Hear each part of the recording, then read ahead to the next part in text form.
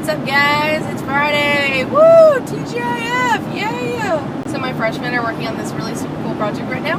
They're reading a book called Full Tilt, which is about this mysterious carnival where some of the main characters have to face their fears by riding magical rides.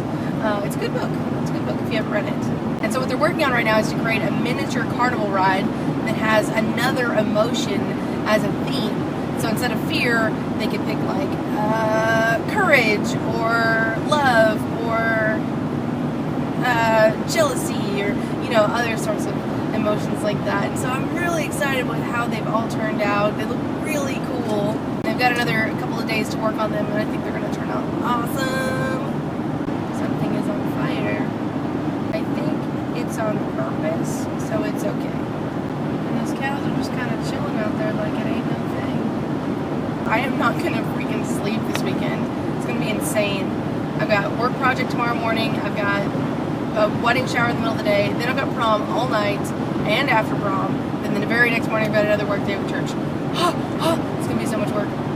So just the other night I watched P.S. I Love You, which is one of my favorite movies. It makes me cry like a flippin' baby every single time. It stars Gerald Butler as a guy who gets sick with cancer and dies, leaving his wife, played by Hilary Swank, behind. But before he dies, he writes her all these wonderful letters, all signed at the end, of course, with P.S. I Love You.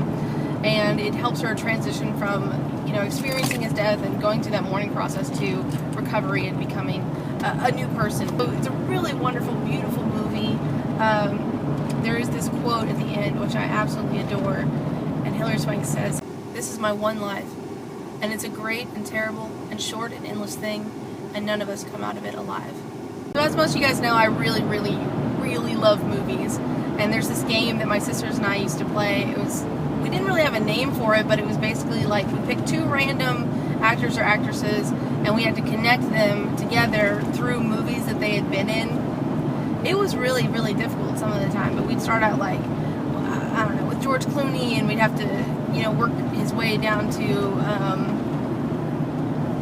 don't know, let me think of a movie he's not in with another person, Hilary Swank or something, okay, and you'd have to connect them between movies. It was always really difficult, but recently I found out there's this website called The Degrees of Kevin Bacon, or 20 Degrees of Kevin Bacon, or some 2 Degrees of Kevin Bacon. I don't know what it is, but basically you can connect any celebrity. This website allows you to connect any celebrity to another celebrity, anyone working in Hollywood even, just through directors and casting people and everybody, within 2 degrees of Kevin Bacon. It's the weirdest thing. It's absolutely the strangest thing. So you can connect anybody working in Hollywood with Kevin Bacon within 2 degrees. Like any single person. Oh, it's crazy. It's crazy. There's only a few people on the planet that are more than 2, So if you haven't worked directly with Kevin Bacon in Hollywood, you've worked with someone else who has worked with him. And it sounds bizarre, but look it up, I swear. I'll put a link in the doobly-doo because it is the weirdest thing. It kind of takes all the fun out of our little game, though. And now it's time for a segment called 3 Random Facts About Stuff. Elephantitis is an unusual disease that causes thickening of the skin and underlying tissues, especially in the legs. Though not inherently fatal, this disease can make everyday tasks nearly impossible. FOP is a rare disorder that causes damaged muscle tissue to regrow and calcify into bone. The extra bone fuses the person's skeleton together, causing painful paralysis and inevitable death. FFI is a rare disease that causes sufferers to slowly lose their ability to fall asleep. It generally doesn't start affecting a person until they are well into their 30s. Due to lack of sleep, sufferers become anxious, spastic, paranoid, uncontrollable. All victims eventually slip into a coma and die. Alrighty, well that's just about it for this video. Comment below, what movie makes you cry?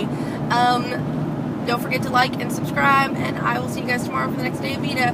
Bye!